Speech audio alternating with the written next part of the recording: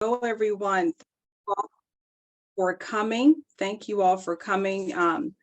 As you can see in that cartoon that I played for you all, there's a lot to unpack in there, and we're going to be talking about some of those things that were seen in this movie and how these stereotypes keep playing out in the Black community. So I want to welcome you all to coming today. Thank you so much for being here with me. Welcome, Karabu. Happy Women's History Month. This is probably going to be the last event that you'll attend for Women's History Month, but I thank you all for being here with me today. And so we're going to be talking about racialized beauty standards and the Black woman. And so what is racialized beauty standards? Racialized beauty standards come from this whole idea that society believes that beauty is only reserved for white women who are thin, white women who have blonde hair, white women with light eyes, and those people that are able-bodied. White Eurocentric beauty standards impact our world on a global basis. Any place in the world where there has been colonization, there's going to be some issues, there's going to be some struggles that people of color will have in regards to beauty. And so if we look globally, you can see that in places like Nigeria, the women there are bleaching their skin. They're wearing these wigs. About 77% of women in Nigeria bleach their skin. When we look at places like South Korea is also very much so impacted by the colonialism that they dealt with through the British. They are doing plastic surgery. It's like a rites of passage. When a Korean teenager gets to be a certain age, their parents allow them to widen their eyes, and they also allow them to get jaw surgery to narrow their jaw. And then in India, you're not even allowed to really even be on television or be in what they call Bollywood. That's their version of Hollywood, but you're not even able to be in that space unless you have lighter skin tones. And there's tons of women there and men in India that are bleaching their skin as well as straightening their hair. And so racialized beauty standards also come from this idea of the golden ratio of beauty. It has Greek origins, and it's a mathematical equation that equals pi. They call it the golden rule. Dr. Stephen Markicht, I think that's how you pronounce his last name, claims that the golden mass fits all beautiful faces.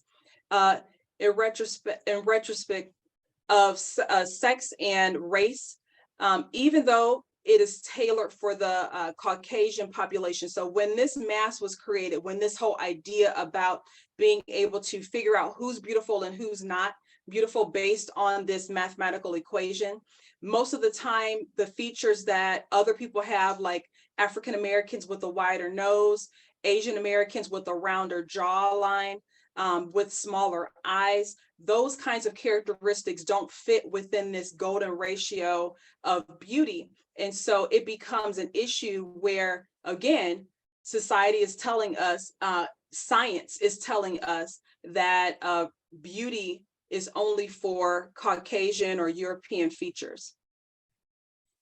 And so the origin of racialized beauty standards comes from this idea that I loved. If you've ever watched this before, the episodes of Blackish, there's a spin-off show that the founder did, that the creator did. It's called #BlackAF. If you ever watched it, you know what I'm talking about. This particular creator, one of the shows, I think he actually had 2 or 3 of the episodes called Because of Slavery.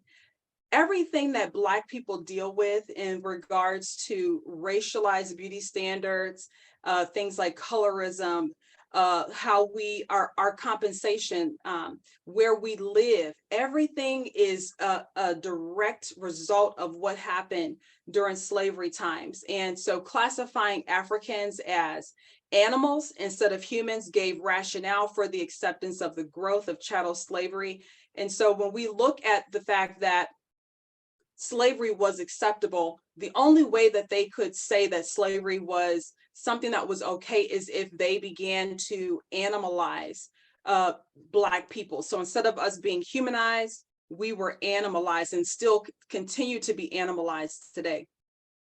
And so the origin of racialized beauty standards by way of complete ownership. So according to John Locke, he had this idea that set on complete ownership, they call it the Lockean root of white supremacy. Basically, this is a way of looking at Black people as owners, as things that people own, as property. And so when you have property, people that are property, they don't have rights. People that are property can be touched in any way.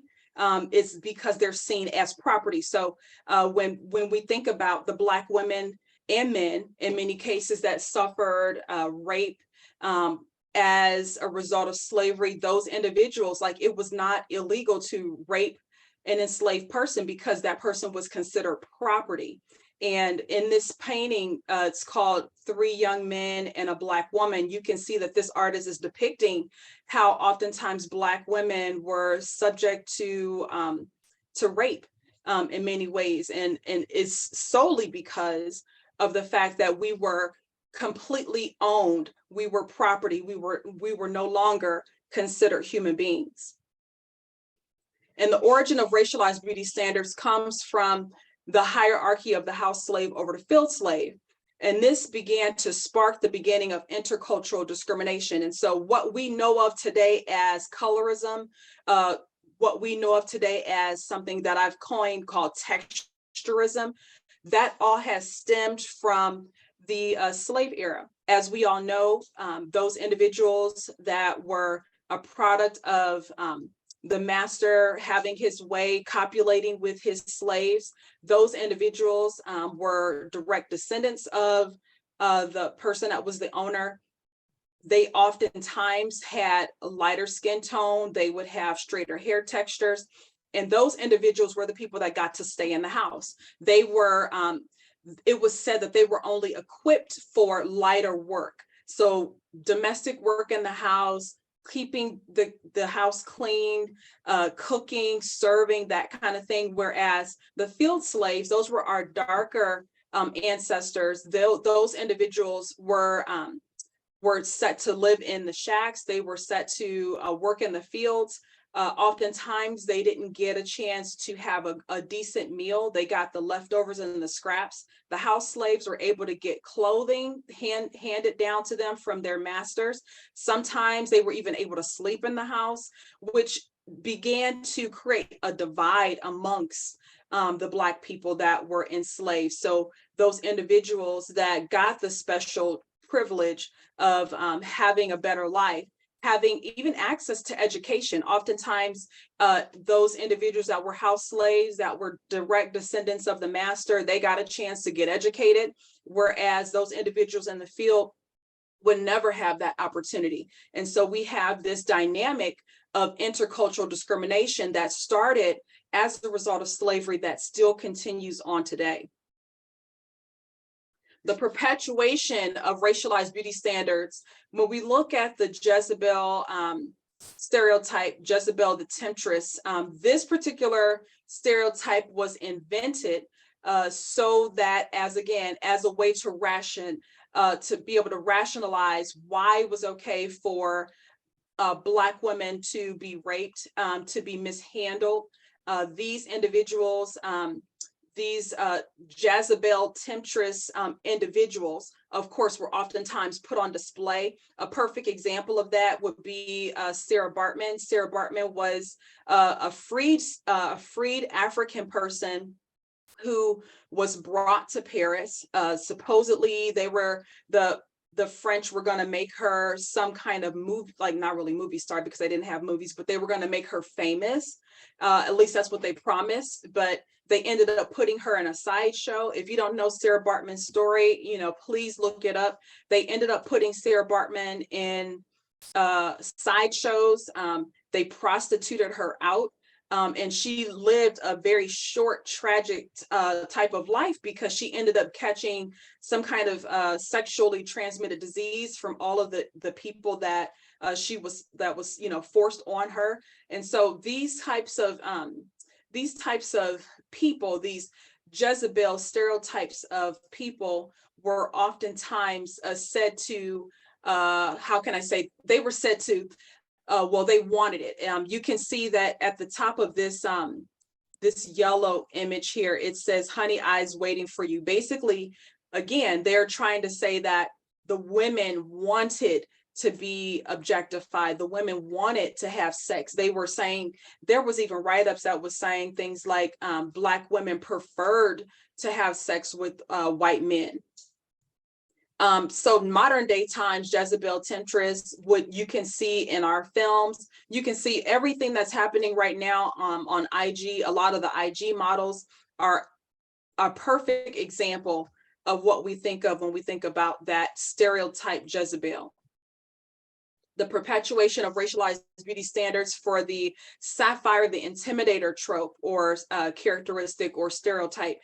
This particular stereotype is someone who is considered overly aggressive, somebody that is considered to be a ruler of the household. It was said in part of the stereotypes about Black people that Black men were ill-equipped to be able to take care of their household. And so the woman had to step in, and the woman had to be the one to take care of the household. The woman became the person that ruled the household, which back then, of course, was disgraceful for any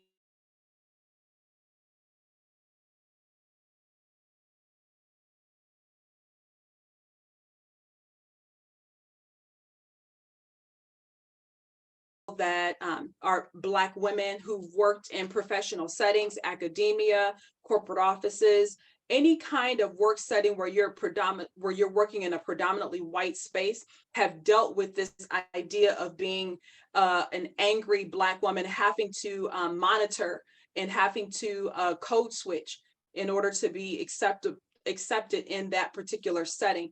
So it's really interesting how this caricature continues on. We've seen it in popular culture. We've seen it still in our movies today. And so this one is unfortunately has not set up. But another way of racializing beauty standards is, of course, through the mammy, the asexual caretaker. And the reason why she was considered asexual is because she was kind of like almost the opposite of Jezebel, right? Jezebel was specifically there just for the satisfaction of the master, whereas Mammy was there specifically to take care of the family. She was not seen as somebody that would have been sexually involved with the master. This particular person was just a caretaker, and she was also a little bit sassy herself. But the Mammy, as we know, trickled down into popular culture with foods and in the movies, and we still see this particular caricature today in our movies. Black women find it difficult to see the beauty in nursing, and this is an unfortunate truth. Many Black women don't nurse, and I truly believe that a lot of the reason why that is because of the fact that many of our ancestors had to be wet nurses. These women were subjected to taking care of not only just taking care of physically the white master's baby, but also to nursing. And oftentimes they were required to feed the white baby, whereas sometimes their babies weren't even able to get fed. And so about only 66% of Black infants are breastfed compared to about 82% of white babies. And it's really interesting that the results that we've had of slavery, be it, we've been out of this now for over 150 years, but the lasting results of what slavery has done to us continues to be perpetuated.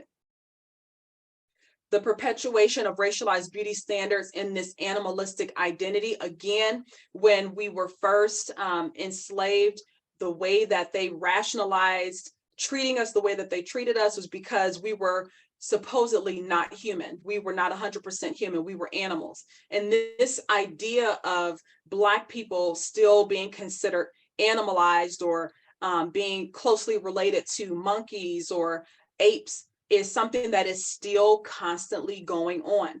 My background is in fashion, for those of you that don't know. And I remember several years ago when this magazine cover for Vogue came out and had LeBron James on the front of the cover. And as you can see, the cover looks so much like the King Kong advertisement from years ago. Again, you know, making us out as if we're this aggressive person, this animalized person. And of course, I'm sure you all remember the situation that happened with Serena Williams at the French Open when she was, you know, in conversation with the referee because she felt like she was being mistreated during the match.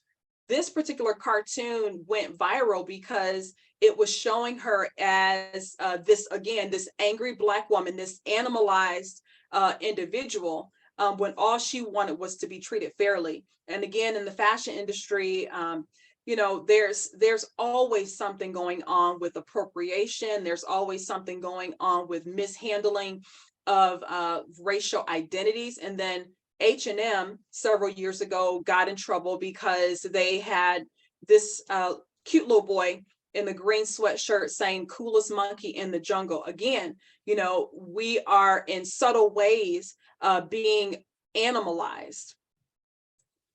So the perpetuation of racialized beauty standards and forced hair manipulation. One of the things that was very difficult for Black people after the abolishment of slavery is that we were coming into a space where we had to become employable. And the only way that we could become employable is if we were to straighten our hair and as we were to bleach our skin. And these are some of the things that are still happening nowadays. One of the posters that was really interesting to me, and this is Madam C.J. Walker. As many of you all know, Madam Walker was one of the first Black millionaires, and she got her millions of dollars. She got her wealth from helping Black people assimilate. This particular poster says, beauty, I think it says, let me see if I can move this out the way. It says beauty and success both may be yours so easily, there's no excuse for not having them. And basically she's saying in this particular poster that you can go from the cabin to the mansion, you can go from slave to society leader. Only thing you need to do is straighten your hair and lighten your skin tone, and you can have it all, you know? And those were the messages that Black people were getting. Even people such as Garrett Morgan, he also had a hair company where he was selling products to help Black people assimilate. But this idea of assimilation has always been very controversial. When we think about Pan-Africanist individuals like Marcus Garvey was never, ever one that was willing to assimilate in order to become employable. So he's known for saying, take the kinks out of your mind, not out of your hair. And so this is something, again, the whole idea of bleaching skin, straightening hair are topics that are still very controversial today. And so intercultural racism, colorism is alive and well. And when we think about what that means to us today in our society, when we think about our movies, when we think about our organizations and associations, the paper brown bag, the brown paper bag test was something that was a real thing. Many years ago, when sororities and fraternities and other professional organizations got established, oftentimes they would have what we call now the paper bag test. I'm not sure if that's what it was called back then, but the paper bag test basically meant that you could get into the organization, you could be a part of the organization, but the requirement was that your skin had to be lighter than a brown paper bag.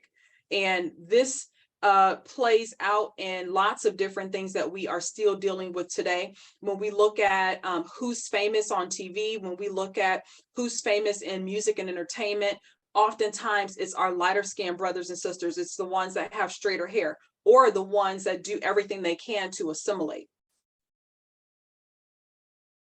the perpetuation of racialized beauty standards in pop culture. There are so many different songs that have come out that talk about skin tone, that talk about hair texture, and how we are still subjected to this idea of what we call dark skin and kinky hair as being the less desirable. So when we think about Beyonce, her song Sorry, she references her husband's mistress as Becky with the good hair. And of course, Nicki Minaj did it on him. She has a song that references the fact that nappy-headed women need to perm their hair. And so these are messages that our young people are getting. These are messages that are out in the public space that are representations of the fact that we are still dealing with this whole idea of colorism and texturism. And so Queen Bae and the Ambiguously Black, Becky with the good hair.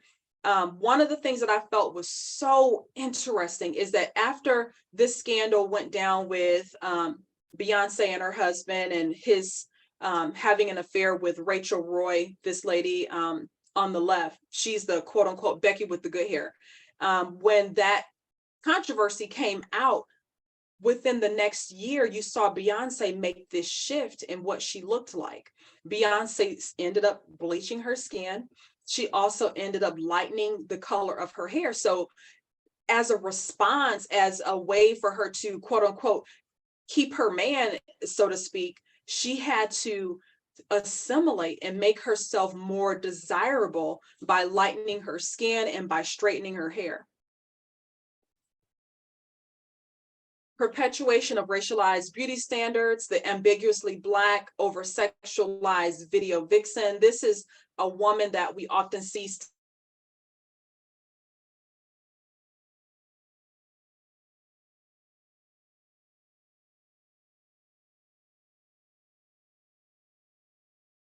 to be any other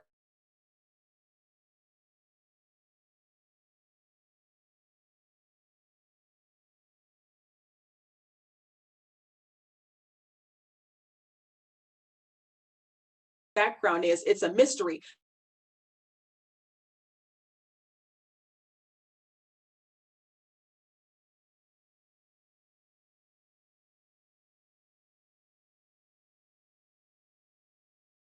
Individual. The perpetuation at the intersection, misogyny is at the intersection of race and gender. It's the fact that Black women are treated the worst out of everyone. Just like all women have dealt with misogyny, but when we look at this term misogynoir, it's specifically talking about the misogyny that Black women have had to deal with. And this Black girl appropriation started back when, let's see, 1973, I think it was, when that movie came out, the movie called 10, where Bo Derek had her hair braided and cornrows, and then everybody thought that that was the coolest style in the world. All these white women were going to the hair salon so that they can get bow braids. But what they failed to talk about was that these are braids. This is a hairstyle that Black people have been, putting in their hair for centuries, right? And so there's this idea that came out in 2014 on Twitter. It was a trend that's called Ruin a Black Girl's Monday. I'm not sure if you've ever heard of it, but with this particular trend, white women supposedly were quote unquote better at being Black. And basically what that meant that is like people like Kim Kardashian, people that wear their hair the same way that Black women wear their hair. When we wear our hair in braids, it's seen as ghetto, it's seen as unprofessional, inappropriate. But when someone like Kim Kardashian or another white woman wears her hair in the same type of hairstyle, they're seen as chic, as trendy, right? But this Ruin a Black Girl's Monday is a really interesting trend because it looks at the fact that white women are appropriating Black women's beauty. So they're wearing the hairstyles, and then they're also now doing this BBL kind of thing, this Brazilian butt lift and all this. And this particular situation now is supposedly ruining Black girls' opportunity to find a Black man, because these white women are becoming more attractive. They're becoming better versions of Black women. And then when we look at mate selection, right? Racialized beauty standards cause pain via mate selection. And what I mean by pain, I mean like mental, psychological, emotional pain. Mate selection oftentimes deals with colorism, deals with texturism. Black men that become wealthy, these Black men oftentimes will choose a mate that is not your typical Black woman, not dark skin or not someone with kinky hair. They'll go out and find a woman that's the lightest skinned woman they can find. They'll find a woman that has the straightest hair that they can find. Or what they might even do is, if they are really looking to, to join the masses, these particular men will go out and specifically find somebody that is non-Black. And I have no issue with interracial dating at all. But what my issue comes into play when our Black men avoid being in relationships with us because they don't appreciate our beauty. That's the problem. That's when it becomes an issue. And so intercultural racism does affect mate selection process, of course, because in many ways we were conditioned to hate ourselves. We were conditioned to believe that we are animalistic. We were conditioned to believe that our features were of the lesser. And so the men play into this when they're in the process of finding their mate. Natural hair, even if women wear natural hair, it lessens their value in the heterosexual dating market. And so we have to think about, what exactly is this saying? What is this message that that is happening when we think about the fact that Black women oftentimes, and there's been several articles that have come out about the fact that Black women are now having to go overseas or having to look in various other places to find love, because oftentimes, and the research shows that Black men are not choosing Black women. This racialized beauty standards cause pain, again, via mate selection. There was an article that was published in 2017 by Eric Francisco that talked about the fact that Tinder accidentally exposed society's inherent racism. And with that, there's this data that was associated with that article from Quartz. This data, let me see if I can move my image here so that you all can see this chart. So this particular data was collected by Quartz. It's data that is representative of Tinder and its dating statistics, right? So the highest response rates, people that got the highest response rates, and then they looked at people that got the lowest response rates. And so women that were looking for a mate, the highest response rate for women, if you see here, Black women, their highest response was for Black men, okay? But then when we look down here at the lowest response rates, everybody chose Black women as the lowest. Even our Black men chose us as the lower person on the dating totem pole, so to speak.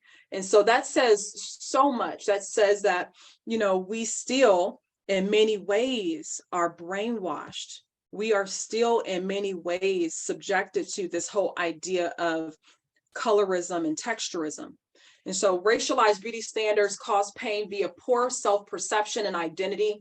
White beauty standards troubles the existence and psychology of African-American women.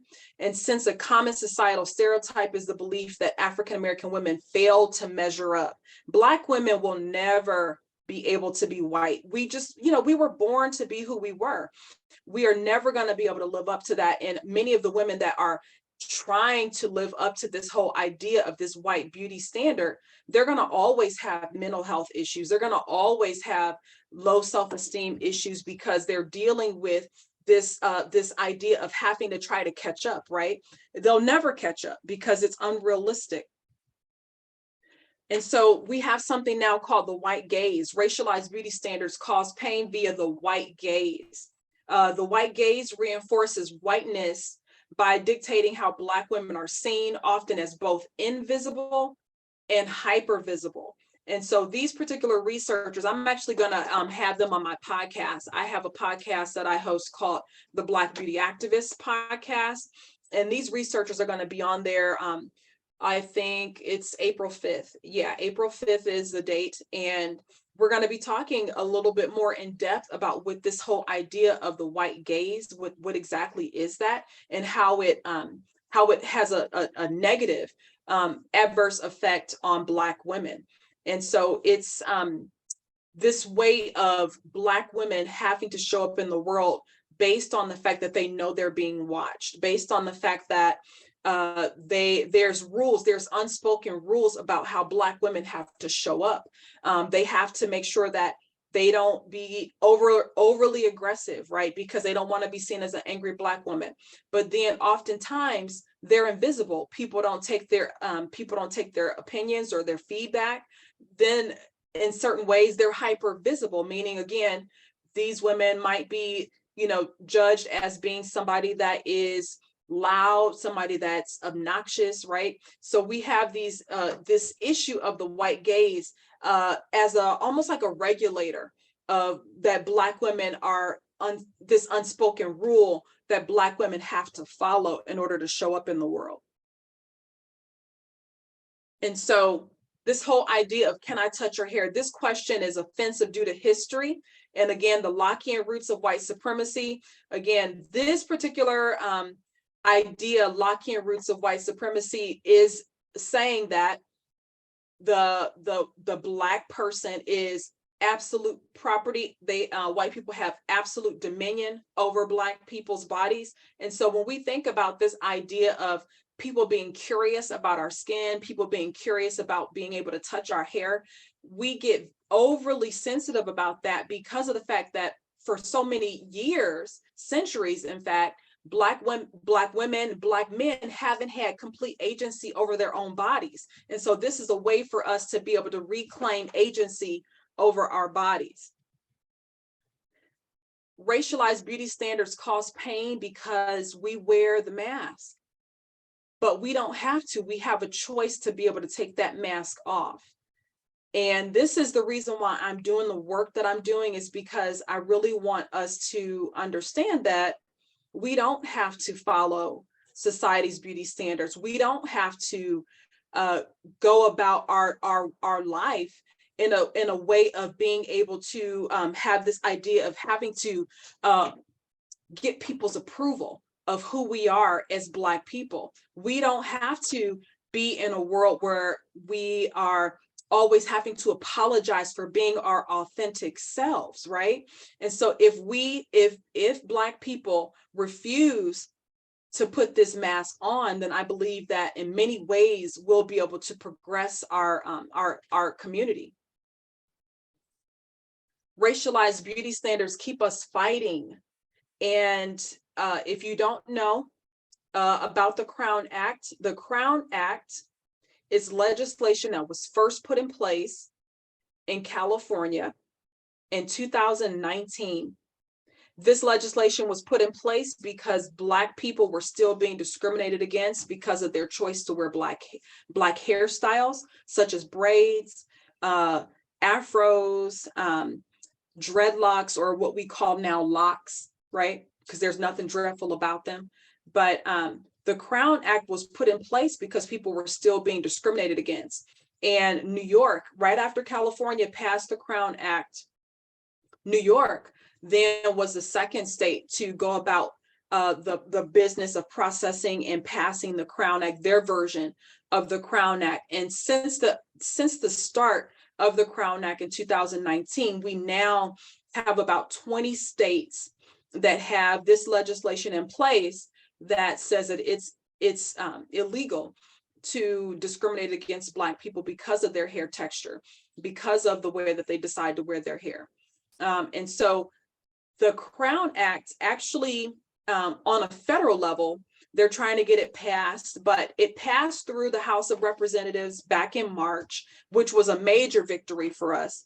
But unfortunately, in December, the Senate blocked the Crown Act, which we could go into a whole conversation about what that means and what that, again, talking about white people trying to have agency over Black bodies. This is a perfect example of that. What other reason would they not want to pass the Crown Act, right? And so Ayanna Presley is one of my heroes. I absolutely love her. She's such a strong, amazing woman. She is Massachusetts' first Black woman in Congress. And what I loved about her from the very moment that she stepped on the scene was that she was wearing Black hairstyles. She was known for wearing her braids. And one of the things that I love was that little girls were seeing her, and there was this, I think this hashtag that was going around that was saying something to the effect of hashtag my Congresswoman looks like me, right? And so she was known for wearing these beautiful braids, and she was very unapologetic about her Blackness and about her Black beauty. But over the past several years, she's dealt with alopecia. And so she just recently came out publicly with her bald head, which takes so much courage, especially in the type of career that she has. So she is a true advocate in getting the Crown Act passed through legislation so that no one will have to deal with this issue of discrimination against their hair. And so one of the things that she said as a response to the fact that the Senate did not pass the Crown Act, she said the Republicans would block the passage of the Crown Act in the Senate is unconscionable, but unsurprising, given their blatant disregard for civil rights and contempt for Black, brown, and marginalized communities. Black hair is beautiful, and no amount of racism or ignorance from the other side of the aisle will stop the power of our movement. I won't stop pressing to ban race-based hair discrimination, and I urge the Senate to use any legislative avenue to pass this critical bill and send it to President Biden's desk. And so we are still fighting. If you have not been able to sign the petition, there's a petition that if you go on, I think Dove has the petition, crownact.com, or if you go on Dove and just go in Google, type Dove and the Crown Act, it'll come up and you can sign the petition to try to get this legislation passed on a federal basis. But we're still in the fight because unfortunately, we are still dealing with this racialized beauty standards. And so I would love to be able to open up the floor for some questions. If you all have any questions, if you want to come on camera and talk to me, we have a small group of folks here. So if you want to talk to me, I would love to have you talk to me. Or you can just put your question in the chat and we'll get your question answered.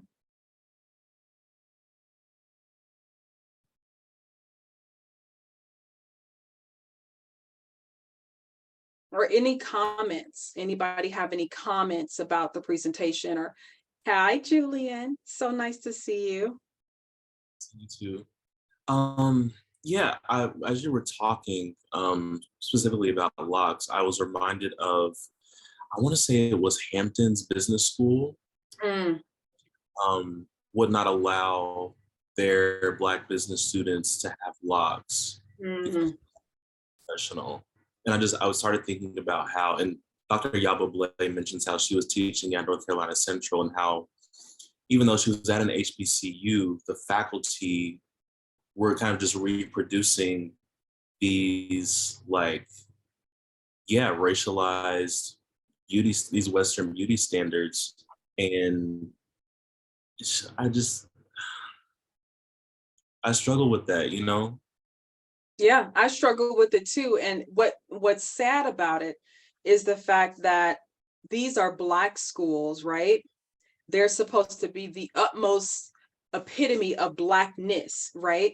But again, in many ways, they're still subjected to this racialized beauty standard. They're still subjected to the brainwashing that all of us have dealt with. A friend of mine was a professor at a HBCU, and she does research about Black hair. She's a psychologist, and she does research about Black hair, and she published several articles, research articles, and the university that she was at, and that's part of what tenure and promotion is about doing the research and publishing your work and being a great representative of the university. And she was all of that. She's an amazing scholar, but they would not give her tenure and promotion because they didn't value the research that she was doing about Black hair.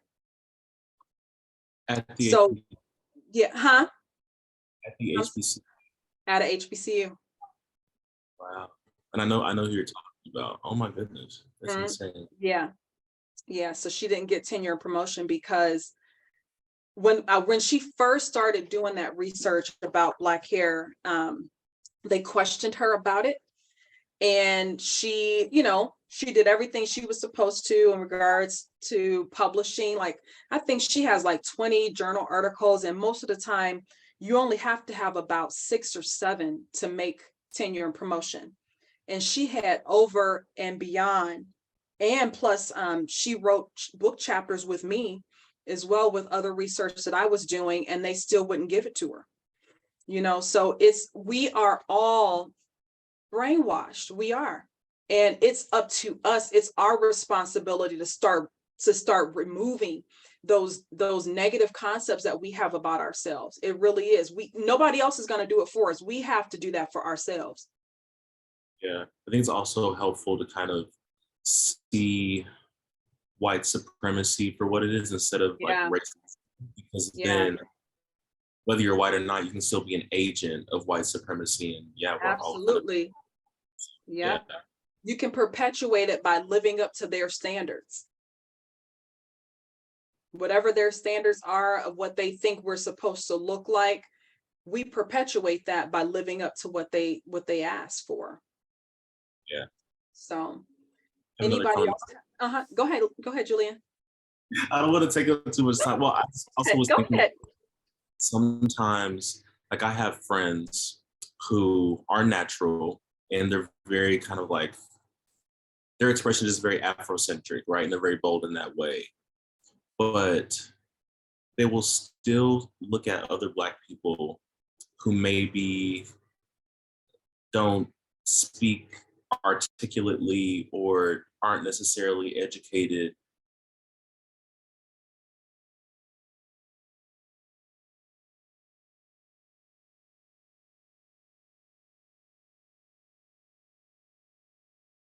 That it's just not fixed.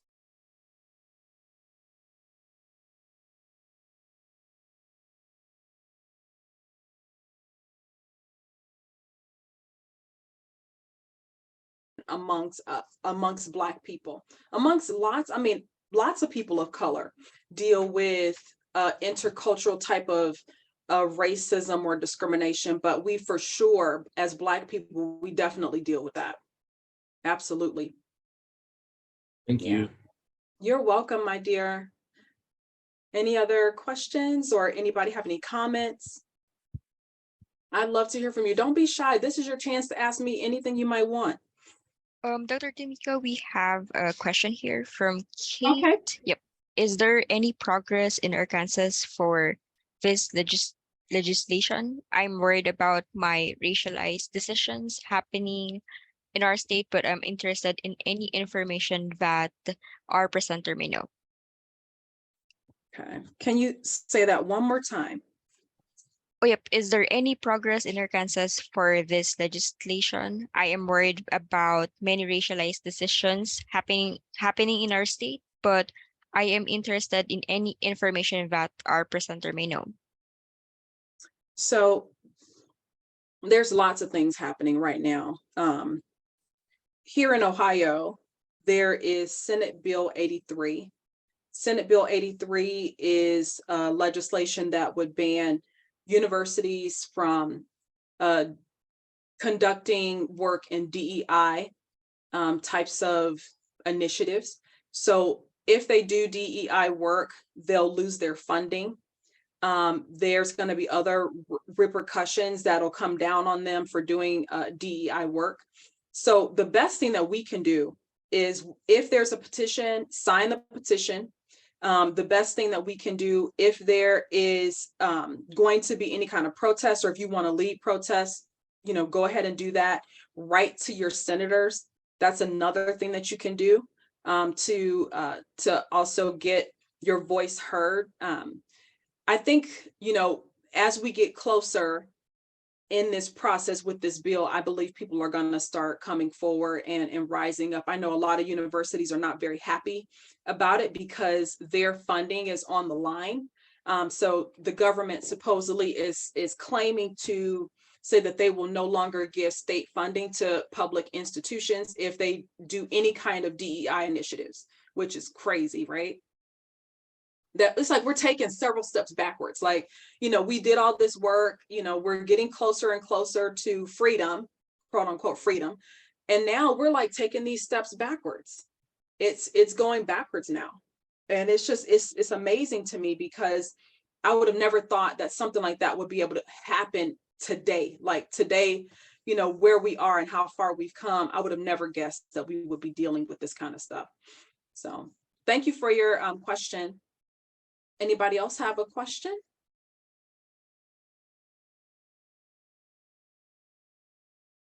Okay. All right, so I thank you all for being with me, and as a small gift, I would love to now be able to give you an opportunity to win an autographed copy of Textures. You see Textures on my bookshelf right behind me. This is a book that was a catalog for the exhibition that I curated, Textures, the History and Art of Black Hair. The book is an award-winning book. We won the Next Generation Indie Award for this book. It's a beautiful book. You'll really enjoy it. And so what I would love for you to do is put your number in the chat, a number from 1 to 100. Type your number in the chat. And then the person that has the number that's closest to the number that I've chosen will win a copy of Textures. If you are that person, put your email also in the chat so that we can get your information and send the book to you. Okay. All right. So Kate, my assistant Kate, my amazing assistant Kate, she's wonderful. She's going to let me know who has that number. Okay, as per checking, we have the nearest number, which is 75. It's Tanya, you have Oh, won. wonderful. Congratulations. Wonderful. Yeah, my number was 76 was my number. You're the nearest, yep. Yes. Yay me, I came up. Sorry, I'm actually driving. Uh-huh. So that's why I wasn't on camera. So my apologies, but I'm super excited. I've thoroughly enjoyed this. I'm an adjunct of women's studies and English at Bennett College. So Oh, nice. Okay. this was very near and dear, this topic. So I'm not sure if you saw it, but I also did put a question in the chat. So I Okay. would definitely be interested in hearing your perspective on that. Okay. All right, Kate, can you see Miss Tanya's question? Yep, I have it here. Can Okay. you speak on the connection between racialized standards of beauty and internalized sexism amongst Black women and how they can step into their authentic selves without shame? That's a good question.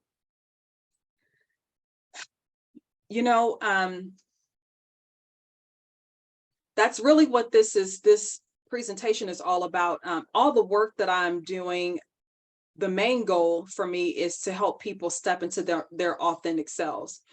I think the first thing that we need to do is to look beyond what society is telling us. And I know that's hard to do because it's so in our face all the time. Society is constantly, giving us these images about who we're supposed to be, what we're supposed to look like. And so one of the things that has helped me, I have been on a natural hair journey since 1998. I could never imagine going back. And what I'm trying to do, not necessarily is like to convert people to become natural, but what I want to do is educate people so that they can have a better understanding, as well as, begin to be on this journey of becoming their authentic selves, like their 100% authentic selves. And the best way we can do that is by, not feeding into what society tells us that we're supposed to look like.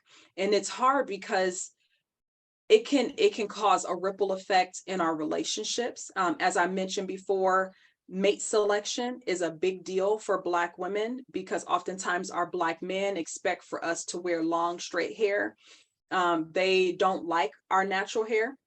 They don't like short hair, especially like the way that I have my hair. Like there's a lot of men that just don't like this kind of hairstyle, right? They would rather have long hair because supposedly long, straight hair is a symbol of feminism, right? It's a symbol of beauty, right? And so we have to, as women, we have to stand up and say, you know what, I'm sorry, but I'm not going to adhere to whatever society is telling me. And whoever's in your circle is going to have to either accept it or either get out of the circle. So I hope that answered your question, Tanya. And I know that's easier said than done. It really is. It's difficult, but if you are really wanting to be on a journey to becoming, as you mentioned, your authentic self, that's what you got to do.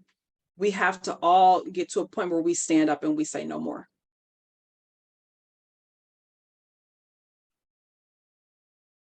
Okay. Thank you all. Thank you so much for coming, everybody. I am excited. I have a new book coming out, Black Hair in a White World. Black Hair in a White World will be available in July. It was published by Kent State University Press. So if you would like to pre-order the book, the link is there. You can pre-order it. Amazon has it for pre-order, as well as Barnes and Nobles has the book for pre-order. I'm actually in the process of working towards getting a tour together. So I'm going to be touring across the United States with this book, and already have several places booked for me to go to, and I'm excited about that. If you are looking for a speaker to come to your school to talk about these critical topics and to do a book signing, just please let me know, connect with me, and I'll have my, on the next slide, I have my email that you can connect with me, assistant@drtamekaellington.com. Feel free to connect with me there, and let's talk about me coming to your school for a book signing. I would love that. I would love that too. Okay, you're in Texas, right, Julian? I'm in England. You're what? You left?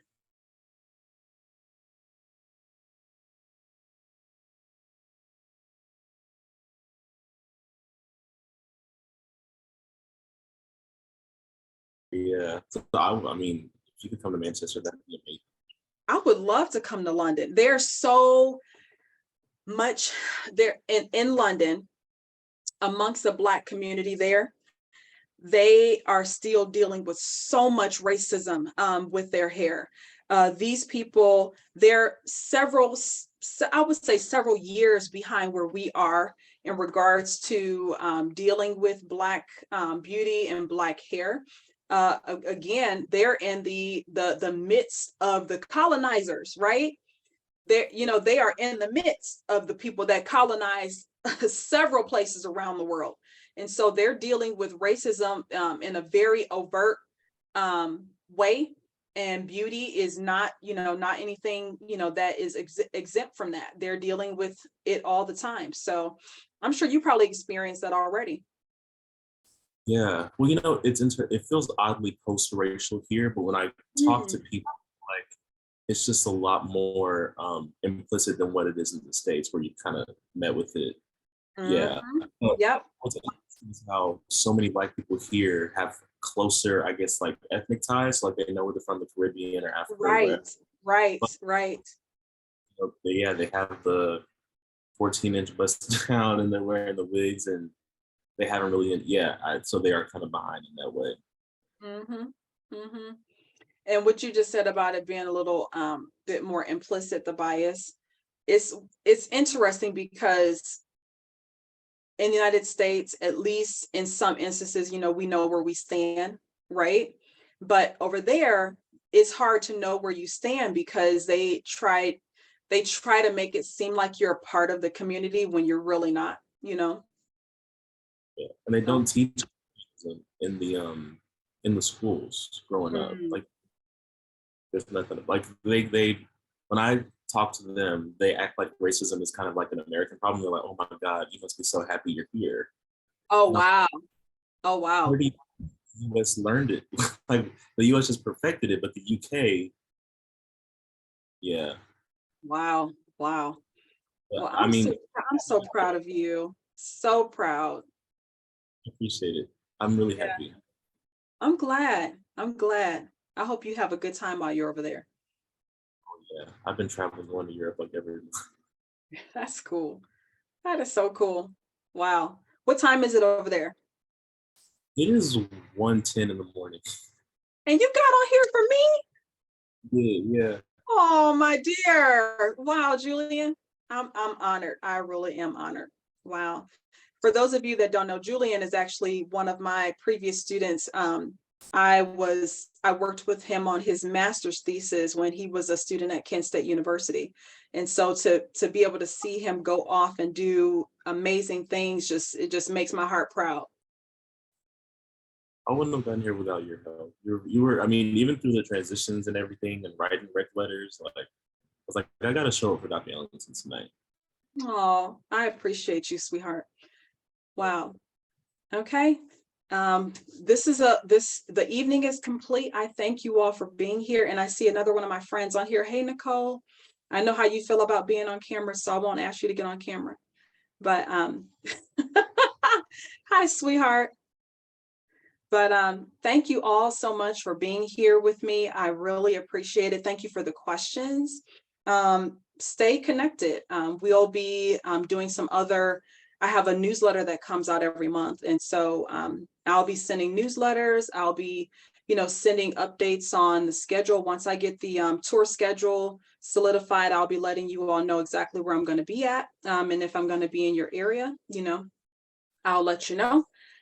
Or if you want me to come to your area, let's hook some things up so that I can come to your area. But I just want to thank you all for being here with me this evening, and I wish everybody peace and blessings. Thanks, everyone. Thank you. Good night.